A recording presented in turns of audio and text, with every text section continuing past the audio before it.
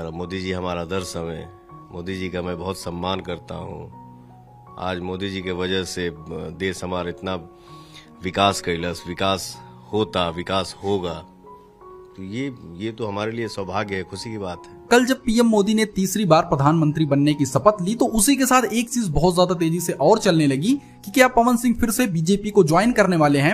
जी हाँ, ये सवाल इसलिए अहम हो जाता है क्योंकि पवन सिंह ने अपने इंस्टाग्राम पेज पर फिर से बीजेपी को फॉलो किया है, योगी आदित्यनाथ को फॉलो किया है और बीजेपी के कुछ लोगों को और भी फॉलो करना स्टार्ट कर दिया है।